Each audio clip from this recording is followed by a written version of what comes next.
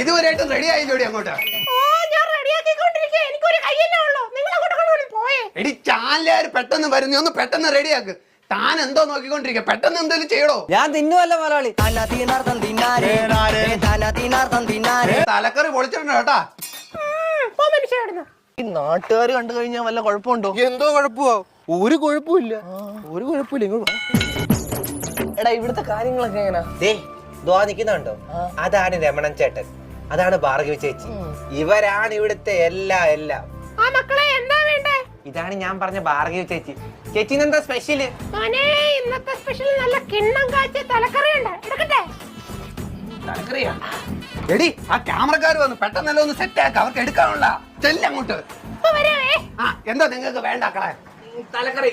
Hi guys, നാവിലെ രുചിയും ഷാപ്പിലെ കറിയും എന്ന പ്രോഗ്രാമിലേക്ക് സ്വാഗതം. അപ്പൊ നമ്മൾ പുതിയ രുചിയിടങ്ങൾ തേടി എത്തിയിരിക്കുന്നത് നാട്ടും പുറത്തുള്ള ഒരു ഷാപ്പിലാണ്. ഇവർ രണ്ടുപേരാണ് ഇതിന്റെ മുതലാളിമാർ. പേര് പറയൂ. രമണൻ. അപ്പൊ നമ്മൾ അധികം വെയിറ്റ് ചെയ്യിപ്പിക്കുന്നില്ല, നേരെ പോകുന്നത് ഇവരുടെ രുചി എന്താന്ന് അറിയാനായിട്ടാണ്. അപ്പൊ പോയാലോ? അപ്പൊ പോട്ടെ. നമ്മുടെ ഭാർഗവി ചേച്ചി നമുക്ക് ഞണ്ടും കൊണ്ട് വന്നിട്ട് ആ വാക്കോട്ട് ചേച്ചി. എന്റെ അളിയാ, ഇതാണ് ഞണ്ട്. താറാവ് കറി പിന്നെ വീഡിയോ നമ്മൾ ഇന്ന് തന്നെ പോസ്റ്റ് ചെയ്യും. പിന്നെ ഇവിടെ ഭയങ്കര തിരക്കായിരിക്കും കേട്ടോ. അതൊക്കെ പറ്റ. ഫുഡ് എങ്ങനെ ഉണ്ടായിരുന്നു? ഫുഡ് അടിപൊളിയായിരുന്നു. പൈസ അല്ല ഇന്ന് വീഡിയോ പോവോ? ഇന്ന് ഉറപ്പായിട്ട് എന്തായാലും വീഡിയോ പോകും. പൈസ ഒന്നും വേണ്ട, ഇന്ന് വീഡിയോ ഇടുമല്ലോ. അല്ല കുഴപ്പമില്ല, തരാം. എത്രയും ഒന്നും വേണ്ട ചേട്ടാ, ഒന്നും വേണ്ടല്ലോ. ബ്ലോഗറാന്ന് പറഞ്ഞു കഴിഞ്ഞാല് ഫുഡിന്റെ പൈസ കൊടുക്കണ്ട. Hello guys, welcome to our YouTube channel. അപ്പൊ നമ്മളിന്ന് പരിചയപ്പെടുത്താൻ പോകുന്ന ഗൈസ്, അപ്പൊ ഇവിടുത്തെ ഫുഡൊക്കെ അടിപൊളിയാണ്. ചേച്ചി വ്ലോഗിങ്ങിന് വേണ്ടിയേ 2 കപ്പ ചേച്ചി. പിന്നെ കടവ, ഈ തല വേറെ തലയും കൂടെ, പിന്നെ കൊഞ്ച്, പിന്നെ ഞണ്ട്, പിന്നെ ബീഫ്, എല്ലാം വീഡിയോക്ക് വേണ്ടിയാണ്. ചേട്ടാ ഫുഡൊക്കെ അടിപൊളിയായിരുന്നു. അപ്പൊ വീഡിയോ ഒന്ന് വൈകിട്ട് വരും കേട്ടോ.